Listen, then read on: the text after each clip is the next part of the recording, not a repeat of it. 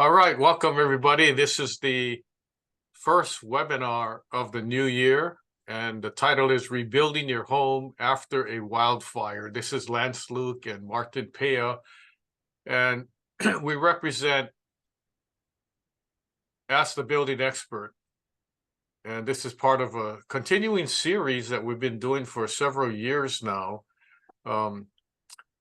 The webinar series is presented by Construction Management Inspection LLC, which is a Honolulu-based firm out of Honolulu, Hawaii.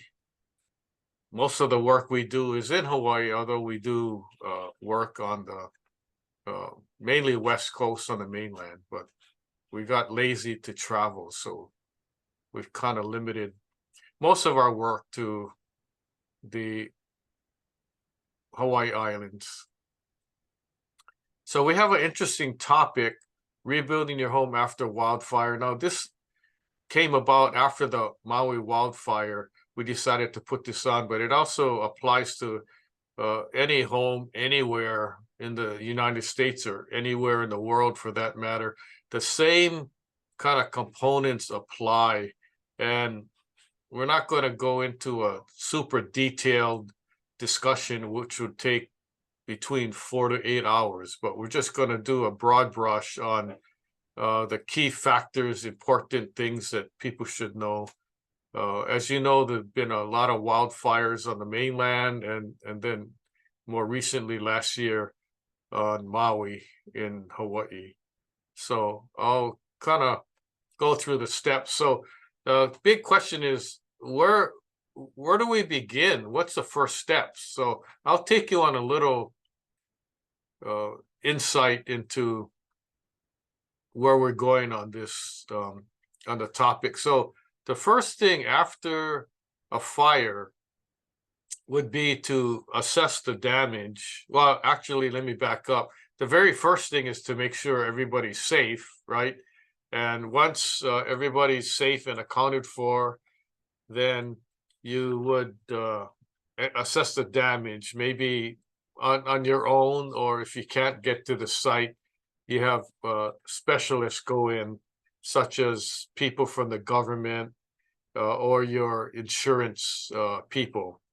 Okay, so that's the first step, the damage assessment. Insurance adjusters are involved. Maybe you need to get architects or engineers involved, or contractors, to kind of give you more information as far as what happened, the cost, and cost to rebuild, and so forth. So at the initial steps, the insurance company gets involved, and you have to make sure all your permits are in place or governmental approvals. So, for instance, if the house is old, it may contain hazardous building materials, so you can't just go in and start walking around and all that. If there's lead-based paint or asbestos or other hazardous materials or chemicals, okay, so you need to be aware of what the protocol is for that. The other thing is to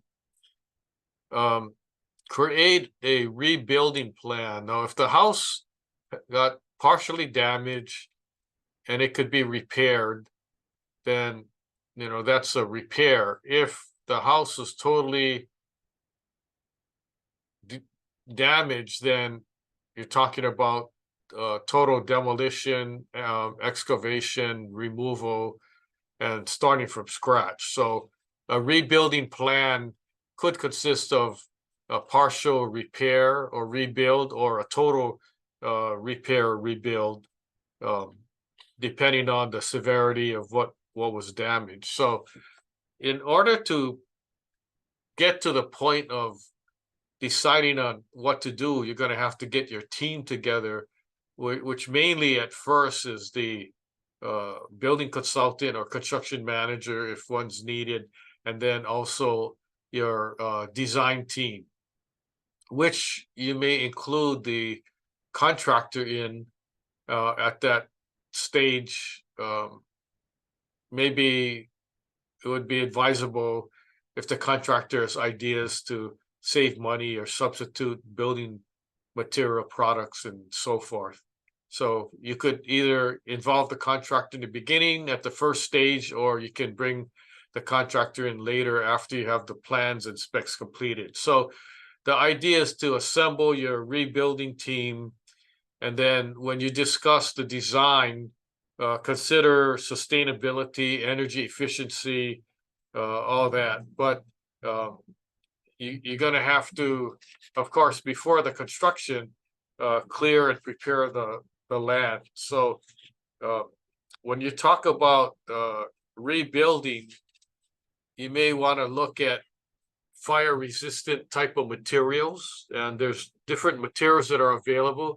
So it depends on like what year the house is built. If the house is built in the 50s or 60s, you're not going to use the same materials necessarily, or in some cases you cannot due to the changes in the building codes, which every 3 years they make the codes stricter and stricter. So the idea is if you're building in 2024, 2025, or somewhere in the future, you're not going to be using the same building materials. In fact, you can't, because the building code doesn't allow you to build, single wall construction and certain types of foundation that the old plantation houses were designed and built with. So look at fire resistant type of materials. Ask your architect, engineer, contractor. There's they should be versed in fire resistive building construction. If not, you may want to do your own homework, or you may want to seek out contractors who have experience. And there's a lot of contractors on the mainland who have built houses after a wildfire, and they know what building materials to use. Fire resistant roofing, there's siding, there's different types of windows, doors, there's a special design to prevent the fire spreading. So consult your contractor.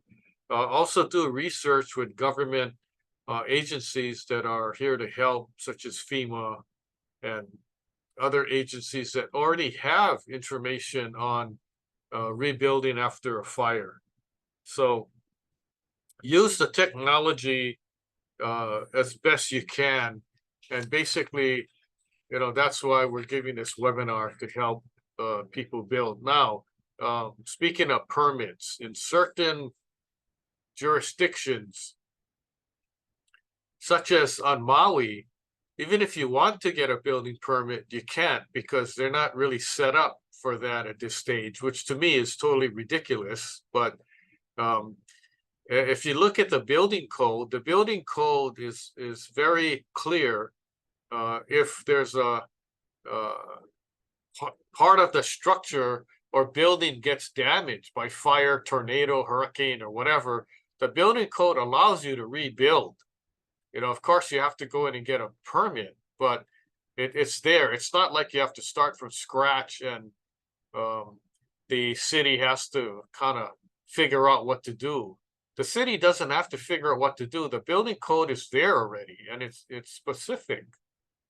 So it's up to the governmental agencies to basically get their act together and allow rebuilding. Now, the other thing is the governor can easily do a mandate under emergency powers and basically say everybody is allowed to rebuild at this stage, and then we'll worry about getting the permit later. So there's certain things that the government can do, which is not, the government is not doing. And so in my opinion, the government can do a better job. And I'm talking about the state and the city government in allowing people to get their permits and build, or just allow them to rebuild and get the permit later. Also, housing for the people that were displaced. So anyway, I don't want to get into a tirade about the government, but let's see what else we had. Hey, let's talk about the first steps in the recap. Assess safety and health, make sure everybody's okay. as much as possible. I know when there's a tragic fire, there's deaths involved, and it's really hard to kind of understand what happened. Contact authorities and your insurance company. And I know in the past that there's been a history of battling with your insurance company. People's insurance company says there's no coverage or partial coverage, or they drag things on. Um, Historically, I read a report on the mainland. It took about 2 years for insurance companies to actually get involved and provide the financing and all that. That's way too long. So the people that were displaced, what do they expect to be doing? Living on a tent in the mountains or at the beach for 2 years while they get their money to rebuild. It's kind of crazy. So document damage and losses. There's sometimes major fires where the government helps to document. If it's a single house fire, um, you may be on your own. Okay, but if it's a multiple wildfire that involves the government, then the government would help you with documentation and data. Of course, secure temporary housing as much as you can.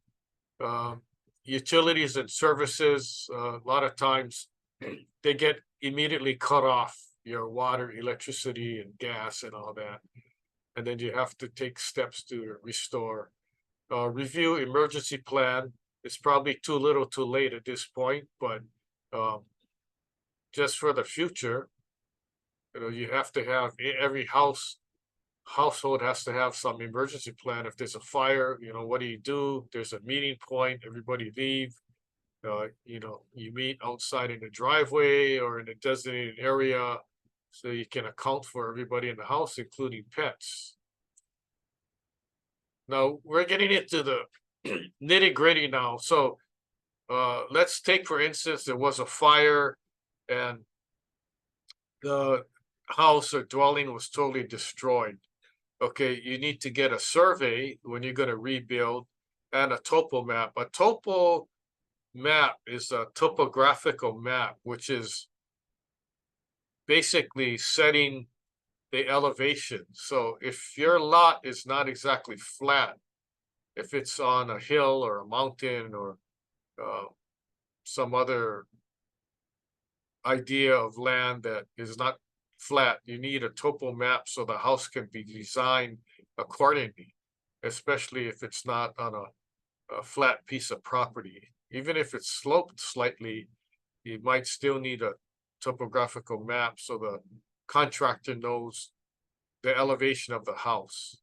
Okay, so the survey is your meets and bounds, your property lines, and your property lines would dictate how far your setbacks are going to be from your property line. So you're not building your house, you're not encroaching into the neighbor's yard or inside the setback area.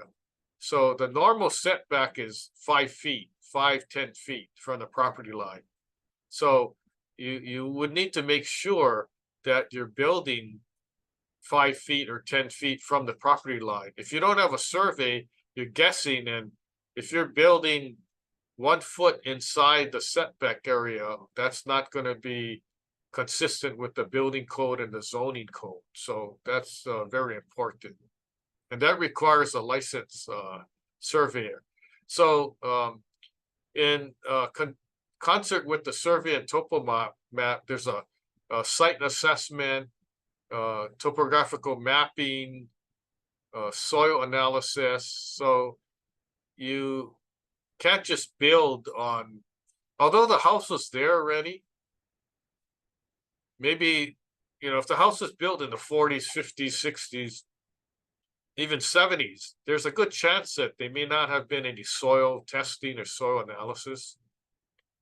So that would be good to do just for safety reasons. So the structural engineer can design the foundation accordingly. Now, if the soil is good, nothing's wrong with it, then it's okay. But if there's some problem, you're going to have some foundation issues in the future, especially if the house is built on bad soil, maybe too much sand, adobe soil. Um, Adobe soil is soil that's not that good. It contracts and expands. It contracts when it loses water, and then it expands when there's rain. So you've seen like the dry riverbed type cracks. That's kind of what it is. It's bad soil. And then take into consideration the permit requirements, environmental considerations, infrastructure assessment, and then your survey report. So all these different things are uh, coming into play when you're rebuilding new, or even if you're uh, kind of adding on or doing repair to the house. Okay, then the next step is you would hire a construction manager or consultant. Now, a lot of times this is not needed, but you may want to consider it. If you're building your own house, you may not need an additional person to help you. If you're building a house that's $500, $1 million or more, or you're building a building such as a duplex, a hotel, condominium building, yes, you need to hire a construction manager or consultant. So it depends on how big the building is and the cost. And then also, if you have experience on your own, or you have your architect or engineer that's going to guide you, or even your contractor, if you're familiar with the contractor and trust the contractor, then maybe that's idea or option. And then the design team, make sure you hire the right people, and who you give them your idea and they can design accordingly. A lot of times it's just sketches at first, and then you as a homeowner would approve it, and then they would design the house accordingly. So make sure that when you're in the design stage, you review the schematics, the just general layout of things before the entire plans are developed, because it costs money for the design team to design the plans for the entire house. And what you don't want is the he or she to have finished the design, and then you have to approve it. Then you look and say, well, wait a minute, I didn't want the kitchen here. I wanted it over here. Or, my master bath is too small and I need it bigger. So make sure the schematic design, the initial sketches, are to your liking first before they finish everything off. Okay, so the more changes you make at the end, the more costly it is on the design side. Okay, and then you might want to get your contractor involved and, hey, here's the design. What do you think? And they're like, whoa, I think you could save money by having a different roof design or a different kind of look to the house. It's like they're designing a castle, and you don't need a castle. And then hiring a contractor. So let's say you go the route of having the plans completed first, and then you bring in several contractors to bid on it. Okay, that's one way to do it. The other way is you get the contractor involved, or there's a method called design build, where the contractor becomes the designer and the builder. And if you trust that contractor to do that, then it could go a little faster in the design, because you're only talking with one entity rather than two. Okay, so there's pros and cons. There's a design build method where you bring in the contractor helps design it and build it. And there's the non-design build, where you design first and then another contractor or a separate contractor comes in and builds. So there's different terminology for those. Let's say you start construction.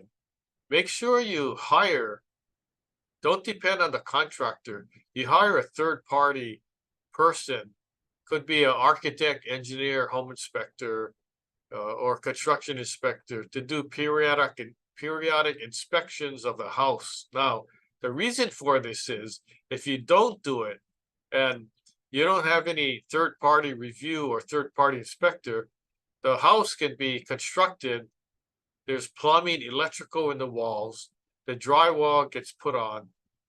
You don't know what's inside the wall, right? So you want to make sure that everything follows the plans and specs. Now, the other thing is you as a homeowner should go to the property periodically and do your own inspections because you don't want any surprises later.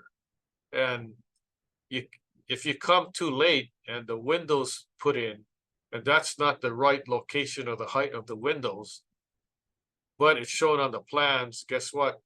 If you want it changed, you're going to pay an additional cost, which is considered a change order. Now, the more change orders you have on a property, the more costly the cost of construction is going to be. So you want to limit any kind of changes in the future once the house starts construction. Okay, so can you imagine the plans are kind of done, but you didn't really approve it. The house starts being built, and you go in and say, "Well, wait a minute, I want this bathroom bigger. I want this window moved up a little higher.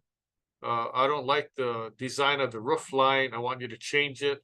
Then all of a sudden, from a $600,000 cost of construction, now you're up to $800,000. Okay, so you don't want that. You don't need that, especially if you got let's say you got your insurance money or you got a construction loan, and the maximum amount that you're going to get is 600,000. Okay, any additional costs over and above the 600,000, you're writing a check out of your own pocket, right? It's using your own cash. So that's why you really need to be critical of the plans in the beginning and make sure when you sign off, that's what you really agree to.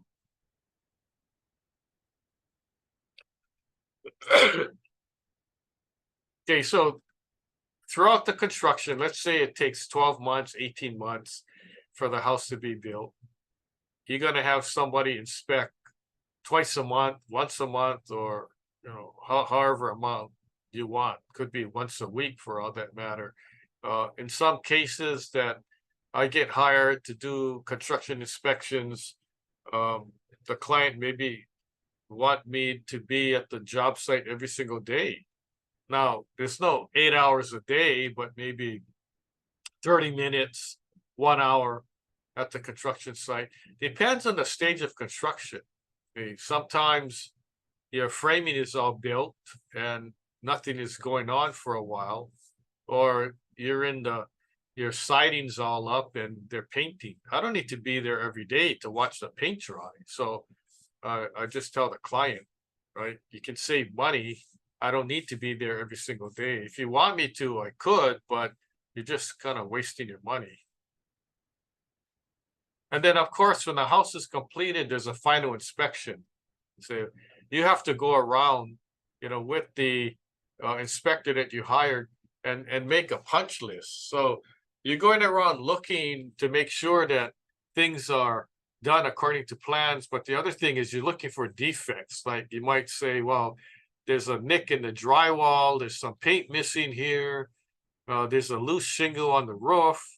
One of these windows, they don't open and close properly.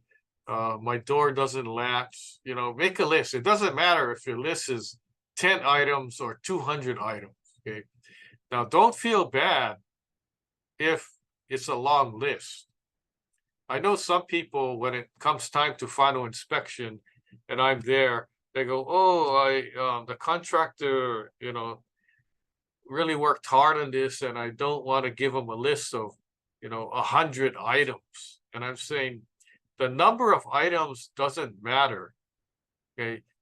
What matters is whether the house is completed to your satisfaction or not, right? So sometimes what's on your list, the contract may say, well, I can't fix that, or that wasn't part of my job, right?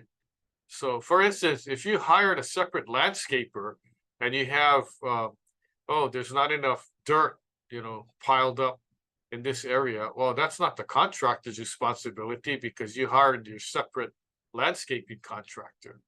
Okay, so make sure that you know who's doing what. The other thing is that if part of the contractor includes the landscaping, yes, you can include everything on the list. So normally on a construction project, the general contractor hires subcontractors to do sub trades such as roofing, plumbing, electrical, and so forth. So your final inspection list might include work that the plumber has to do, work that the electrician has to do, work that the roofer has to do, and then also work that the general contractor has to do. That's why when you get a list up front before the construction starts, which is a schedule of values and scope of work, and so you know who's doing what, right? And you need to know if the contractor is going to sub the work out. For instance, plumbing and electrical. In most cases, they're subbed out unless the general contractor has a license for these specific trades. If they don't have a license, then they shouldn't be doing any of the work. So for instance, the general contractor is doing drywall work, right? He's not licensed to do electrical or plumbing, so you shouldn't be touching those things. So be careful at the end of the job where there's minor things like plumbing, electrical, and the general contractor, says he can do the work or he does the work.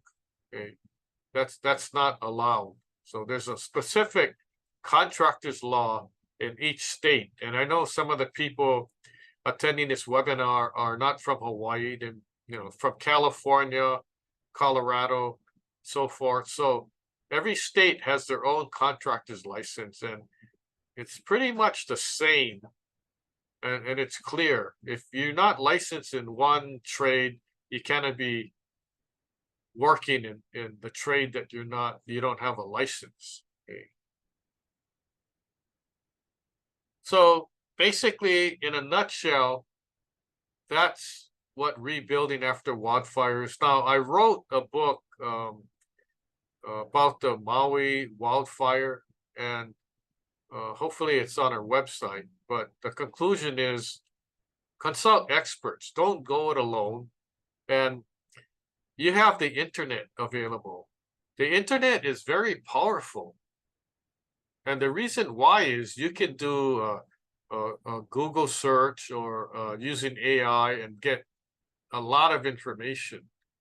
And then I'm also here to help you and guide you if you have any questions, and you need to know what to do. And it's good to understand and get information from people that you talk to, but it's also good to get second opinions, because maybe the first opinion that you got wasn't necessarily correct. So it's good to do your research. So spend the time doing the research. People that do not do the research and they just trust what people are telling them, in the end it may not work out, and they may look at themselves and say, geez, had I just went on Google and got the information, I would have known about this stuff. Okay, so do your research, spend extra time. You're spending the money building your house, and it's not $10,000, it's hundreds of thousands of dollars. So spend extra time. Time is money, and you can save yourself money by doing a lot of your own research. I get emails and calls all the time, and I don't mind helping people and just to share the expert information. What you miss, well, you haven't missed anything this year because this is our first webinar, but we've been giving webinars for about 3 years now. And webinars on almost every single subject dealing with construction or buildings. we probably gave a webinar on. And you might ask, well, how do I get this information? How do I look at, is your webinars like online that we can watch? And the answer is yes, yes, and yes. Our webinars are all online. You can watch it at any time. You don't need a Netflix account or anything. We don't charge you any fee. It's all free. I'll give you the website link later. What's coming up? We got a lot of other topics coming up. If you go to our website, you can take a look at the list, and then let me see. Here, visit our website, askbuildingexpert.now.site. This website we've been building for the past 3 years. It's very, very big. We keep adding every week or so, we add more things to it. So it has the list of all the webinars that we gave in the past that you can watch on demand. You don't need to pay for it. You don't need any password to get into it. It's available on site 24 hours a day. If you're planning on binge watching, make sure you get yourself some popcorn and snacks and all that. But there's good information. We spent a lot of time, money, energy in making these webinars for you. Also, we have a separate publications pages. We've got some free books that you can get, PDFs, you can download it. We like, as you know, we like to give stuff away for free. And that's the nature of what we do. We're involved in promoting building safety, building health and safety. You heard about preventive medicine, right? Preventive health. If you exercise, diet, and all that, your body will thank you. The same thing for buildings. You can't just neglect it and ignore it and expect things to work properly if you don't maintain things. So that's what our message is today. Now, hopefully, we're at the Q&A section. So you got questions, I got answers. If you need to get a hold of me, my number is here. Also, email lanceluke@hawaiibuildingexpert.com. Now, if you email me, it may take several days or maybe a week or so for me to get back to you, but I always answer all my emails. Now, if you're on Facebook, you can Facebook use Messenger, and I'll get it. But just be cognizant of the fact that I may not be able to answer right away.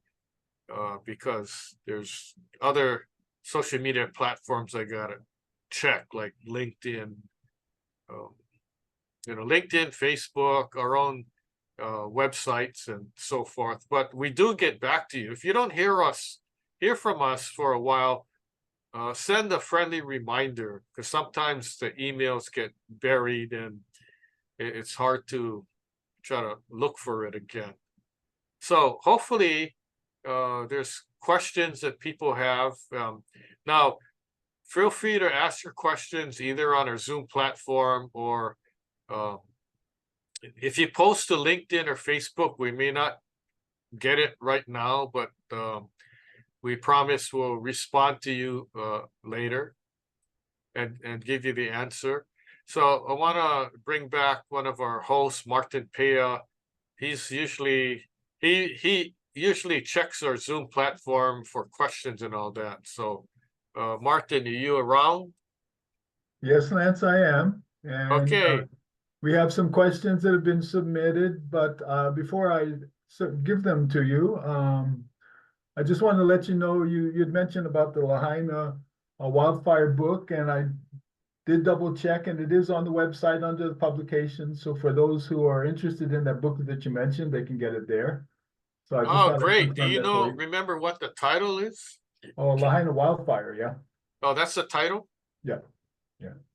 I kind of forgot.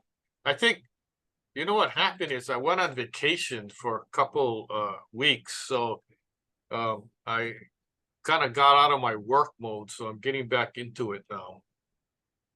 Good, good. Well, I mean, we've all been on vacation enjoying the holidays, so let me uh let me get to the questions for you. The first one here, which I'm pulling off of my phone here because we're doing some new things here now, is let's see, considering the increasing frequency of wildfires in certain areas, should homeowners think about wildfire resistant construction even before a wildfire occurs? What proactive measures can be taken in high risk regions? Okay, that's interesting. So if your house is already built, but you're in a zone like a wildfire zone, then yes,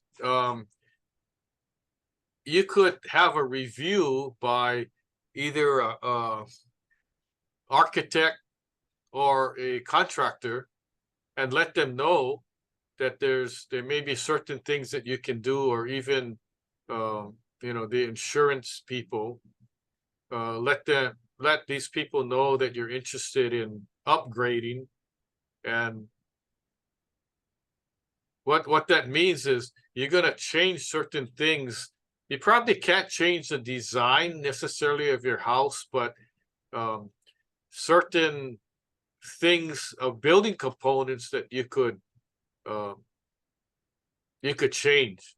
For instance, or certain things that you could do to make things a little safer. So, for instance, let's talk about chimneys, right? Um, and the reason I'm bringing this up is a lot of houses in Hawaii don't have chimneys because it doesn't get that cold, but there's a lot of houses on the mainland or in different parts of the world. So you have a chimney, and in the old days they built the chimney, and there was a hole on the top, okay, to let the smoke out, and that was common. But then later on, people realized that um, things were blowing out of the chimney, not only smoke, but pieces of paper or small bits of wood uh, that was still on fire, or not necessarily on fire that you could see a flame, but uh, they were sparks. And these things are blowing out of the chimney and landing on the house roof, and the roof of the house was wood shingles. So guess what? Now you have these like embers blowing out of the chimney, landing on the roof, and the house catches on fire because of that. So they decided to invent this screen that you put over the top of the chimney, the hole, so things can't blow out of the chimney. And the the the scientific word for it is a spark arrestor. And I don't know who came up with that name, but it's supposed to arrest or prevent sparks from blowing out of the chimney. Okay, so that's one thing you could do. The other thing is, vents around the house. Um, if your house is near an area that is subject to wildfire, why would you have like a wood shingle or wood shake roof? That doesn't make sense, right? But maybe when you bought the house, it already had that type of roof, or um, maybe you didn't know, and the contractor built it with that roof type. So you may want to change your roof, get rid of the wood, and install metal, or this metal standing seam. Of course, metal doesn't catch on fire. There's concrete tiles that you could use that concrete doesn't catch on fire. So you got to look at the materials that are fire resistant, and then substitute the material that you have that could be susceptible to catching on fire to a different material that would prevent a fire.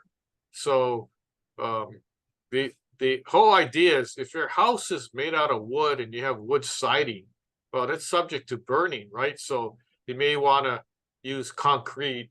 There's a fiber cement siding called Hardy siding that can be used. There's other brands. So there's different kind of substitute building materials that could be used. So in answer to the question, yeah, it's going to cost money. I don't think you're going to get insurance to pay for the upgrade, but you could check on that. You might be able to save on your insurance premiums if you make these changes. I'm not sure. I haven't looked into that yet, but there's certain things that you can do. Also, landscaping. If you have a lot of trees around your house and they're too close to your house, like within 10 feet, 15 feet, when there's a wildfire, the trees and the shrubbery catch on fire too. And if it's too close to the house and it's windy, guess what? Now the house is on fire. Okay, so you want to be sure that you have a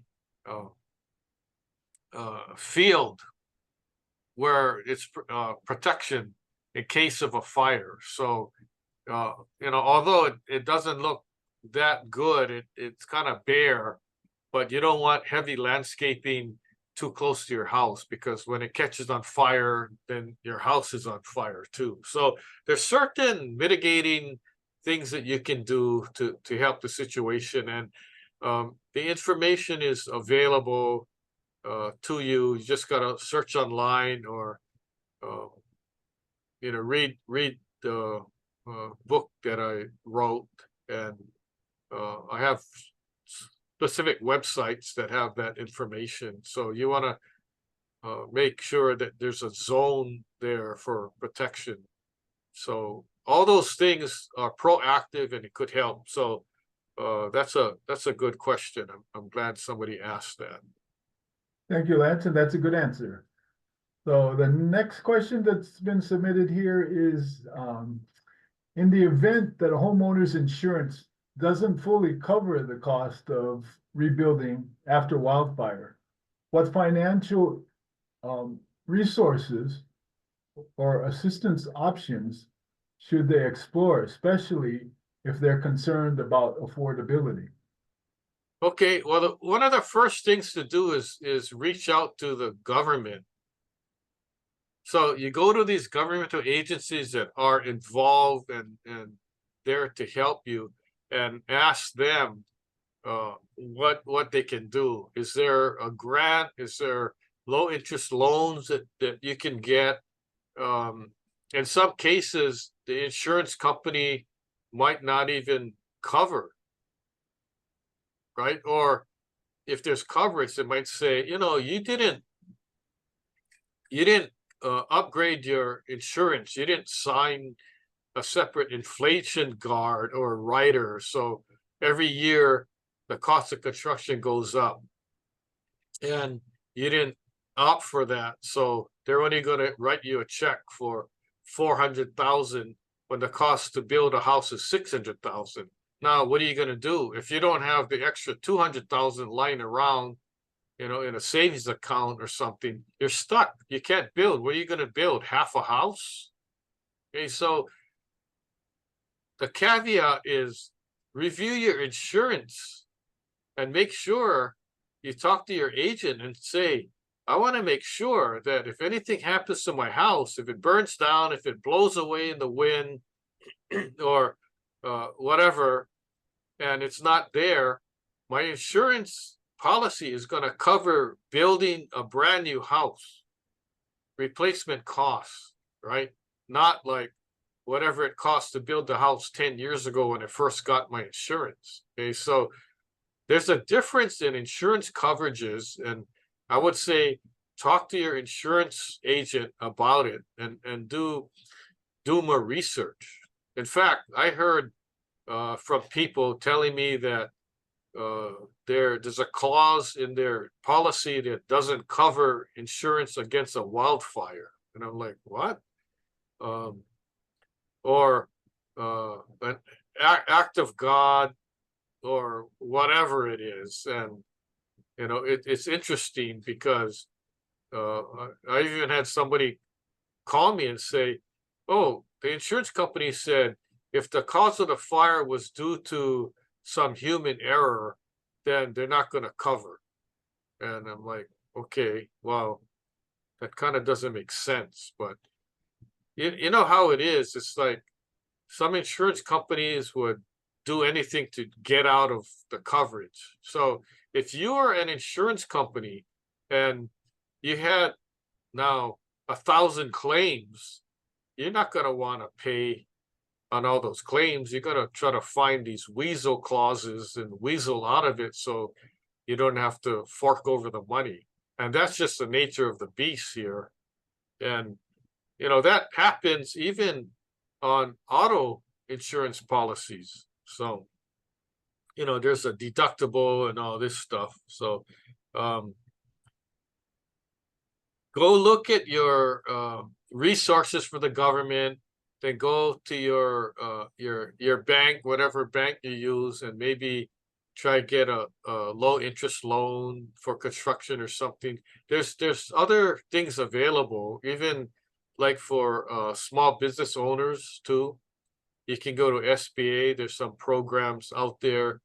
So I would say that would be the first step. And hopefully there's enough money that you can get. Now, if the situation is that you in my example, let's say the cost to rebuild your house is 600,000, but your insurance money is only gonna be 400,000. You're gonna have to downsize, I guess, or ask the contractor, what can you build for 400,000? I want the simplest design, no elaborate gingerbread house look. Just build something simple. Make the roof flat. Make more, bigger walls, or make it easy. It can be done. Now, of course, it's not going to look that nice, but sometimes you just gotta do what you can for the money that's available, right? So, or you might design the plans like how your house was, but only build part of it. Maybe eliminate the lanai, the garage, and build that 2 years from now. When you build up your reserves and you have the money. Right. So that's another possibility. Instead of having 5 bedrooms, you might have 3, and then the other area that the bedrooms were, it's open now, and then add the walls later or something. There's different kind of designs that you could use, but if you get stuck, just reach out and then maybe I can give you some more ideas. Okay, thanks, Lance. I think this next question that's been submitted kind of a little bit of a follow-up, so let's ask it here. If a homeowner has a limited budget for rebuilding after a wildfire, what are the key areas or features they should prioritize to enhance the safety and resilience of their new home without overspending? Okay, good question. So, what do you need in a house? Okay, you need a kitchen, a bathroom, and a place to sleep. Okay, so that's the main areas that you need. Do you need a garage or carport to park your cars? No, you could just park it on a concrete slab or in the yard area. Do you need a lanai or patio? Not necessarily. It would be good to have. So you create 2 lists. One is you need these things, and the other one is you don't really need these things, although it would be good to have, right? So, of course, you need a kitchen, you need a bathroom or 2, and then bedrooms. Okay, so I used to go camping a lot with the Boy Scouts, and we would it's really campy. We would take like these huge tarps, and we would hike 8 miles in the mountains and set up the huge tarp. Okay, that huge tarp or a couple of tarps, that was a roof of our house. We had no walls. Okay, now our kitchen area, we set up an area that's right outside the tarp, and that was our makeshift kitchen. We had our stoves lined up and coolers and things like that. And then fortunately there was this peat moss outhouse where it was kind of within walking distance. Okay, so that was the bathroom facilities. Now that's basically all you need. So we were just under a tarp. Now, fortunately, it didn't rain for the most of the days, and then the days that it did rain were under the tarp. But that's camping. Now, if you relate it to a house, yeah, you need a roof, walls. You need walls with windows and doors, but it could be, very, very simple, no elaborate designs. And so as long as you have your kitchen, your bathroom, and a big area that's walled, and it could be a huge living room, combination living, dining room, sleeping area, that's basically all you need, right? Then somebody says, well, wait a minute. We can't all be sleeping in this one room with beds or cots or whatever. Okay, then you go to the next step for privacy. Then you start dividing the area into rooms. But creating walls isn't that expensive. But designing the whole house and building the house is. So every component adds to the cost, right? So it can be done, and you could start off small and then add more later. So in answer to the question, yes, it's possible, but let's talk about a kitchen. You don't need elaborate marble floors and high-end appliances and all that. So you just got to look to, like, here's an analogy. Look at it as building affordable housing. You're building something affordable that somebody could easily qualify to buy, right? That's what you're building. You're not building this mansion with all the amenities and all that. So it can be done, and that's why the cost to construct could be $600,000 house, or you could take the same footprint and it could be 1.2 million. And it all depends what items you add. You have a simple ceiling. You don't have like a cathedral ceiling look with a chandelier and all that. I mean, these are things that would be good to have, but if you don't have the money, you just put in a regular light fixture instead of a chandelier. So, I mean, when it comes down to the budget, that's what really counts, right? You have to stick to the budget. So hopefully that answers that question. Yes, it does, Lance. And you reminded me of the scouting days, yeah? The mess tents and all those things that you needed to kind of build out in order to survive out in the wilderness. So, and actually, you kind of hit on an important point. I mean, this is kind of leading to the trend towards simplifying and sustaining our lives and lifestyles, which is something we're needing to face more these days. So I had one question for you that I was kind of curious about, and that's all these guidelines that you provided for basically rebuilding from a wildfire or probably any other disaster. Are these guidelines something that you can, can be used? We seem to be talking a lot about residential, but I know Lahaina's got a whole commercial area that's going to have to be rebuilt or something, along the ocean front. So does this apply to commercial as well as residential process that everybody needs to go through?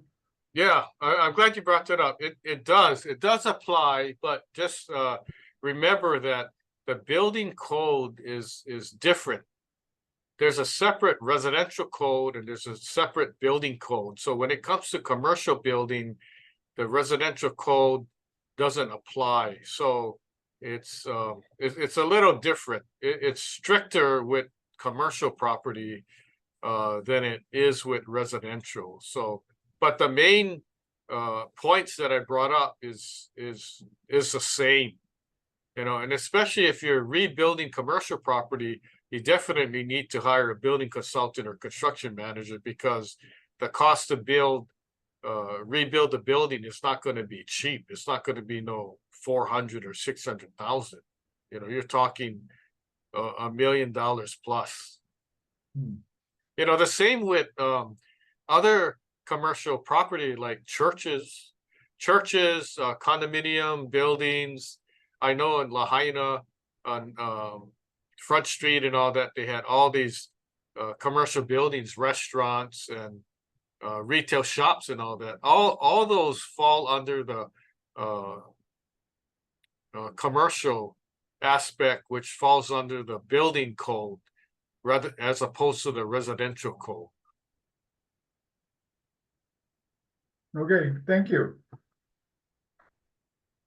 And that's all we have for questions for today, Lance. Okay, good. So I know we're running out of time, so I'd like to let me stop this share. So I'd like to thank everybody for attending. If you have questions on various platforms, LinkedIn, Facebook, please post them and we'll get to them as soon as we can. We have a habit of always wanting to respond and answer people's questions. So if somehow we missed it, please send us an email or repost.